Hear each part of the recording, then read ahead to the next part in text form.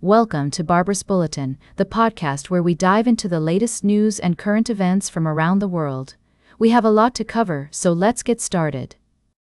We're beginning with a story that's been making headlines in the UK, where British Prime Minister Keir Starmer has announced that some pro-Palestinian marches could be banned due to concerns over anti-Semitic incidents. This comes after a recent stabbing attack in the North London suburb of Golders Green, which is home to a large Jewish community. According to reports, 2 men were stabbed in the incident, and a 45-year-old British national has been charged with attempted murder. The attack has sparked widespread concern and debate over the rise of anti-Semitism in the UK.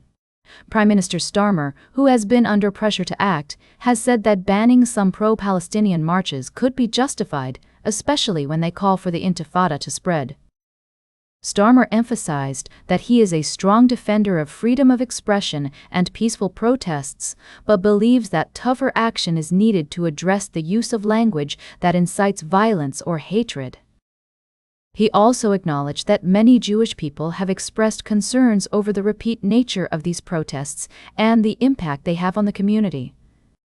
The UK has raised its terrorism threat level to severe in response to the attack, citing concerns over Islamist extremism and far-right ideologies. The police have pledged to increase security measures and closely monitor future protests. As this story continues to unfold, we'll be keeping a close eye on developments and bringing you updates as more information becomes available. It's a complex and sensitive issue, and we'll strive to provide balanced and fair coverage. We'll be right back with more of today's top news on Barbara's Bulletin. Welcome back to Barbara's Bulletin. We're halfway through our show today, and I'm excited to share with you a fascinating story that's been making headlines in the world of politics and aviation. You may recall that last year, Qatar gifted a luxurious Boeing 747 jet to U.S. President Donald Trump, which is set to become the new Air Force One. The aircraft has recently completed its modification and flight testing, and it's expected to make its debut this summer. As we delve into this story, I want to provide some context. The gift of the jet, valued in the hundreds of millions of dollars, raised significant constitutional and ethical questions. The U.S. Constitution prohibits government officials from accepting gifts from foreign states, known as the Emoluments Clause. However, President Trump has denied any ethical issues, stating that it would be stupid for the U.S. government not to accept the aircraft.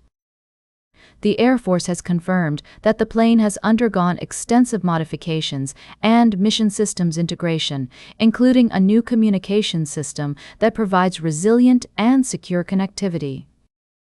The aircraft is being painted in a new red, white, and blue livery and is expected to serve as a safe and secure presidential plane. It's essential to note that security concerns have been raised about using a plane donated by a foreign power for presidential travel. The current Air Force One planes were built from scratch with specific security features, such as anti-missile countermeasures and an onboard operating room. While the details of the modifications made to the Qatari jet are not entirely clear, it's crucial to ensure that the aircraft meets the highest security standards. As we consider this story, it's also important to acknowledge the complexities of international diplomacy and the relationships between nations. Qatar's gift of the jet has been seen by some as a gesture of friendship and cooperation, while others have raised concerns about the potential implications of accepting such a gift. In conclusion, the story of the Qatari jet becoming the new Air Force One is a multifaceted one with various perspectives and considerations at play. As we continue to follow this story, it's essential to remain informed and nuanced in our understanding of the issues involved. Welcome back to Barbara's Bulletin. As we wrap up today's show, I want to bring to your attention a developing story that could have significant implications for the global economy. President Donald Trump has announced plans to impose a 25% tariff on cars and trucks from the European Union, citing a dispute over a trade deal. The move is set to take effect next week and could lead to increased tensions between the U.S. and the EU. The tariffs are being imposed despite an agreement reached last July between Trump and European Commission President Ursula von der Leyen, which set a tariff ceiling of 15% on most goods. However, the Supreme Court recently ruled that Trump lacked the legal authority to declare an economic emergency and charge tariffs on goods from EU member states.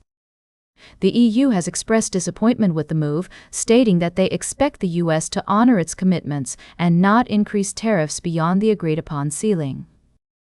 European automakers are likely to be hit hard by the tariffs, which could lead to increased costs for consumers and potential job losses. It's worth noting that this move comes at a time when the global economy is already facing significant challenges, including rising inflation and uncertainty surrounding the ongoing conflict in the Middle East. The impact of these tariffs will be closely watched by economists and policymakers around the world. As always, we'll continue to monitor this story and provide updates as more information becomes available. In the meantime, we want to hear from you. What do you think about the proposed tariffs, and how do you think they will affect the global economy? Share your thoughts with us on social media using the hashtag Barbara's Bulletin. That's all for today's Barbara's Bulletin. Remember to like, share, and subscribe, and until next time, stay engaged.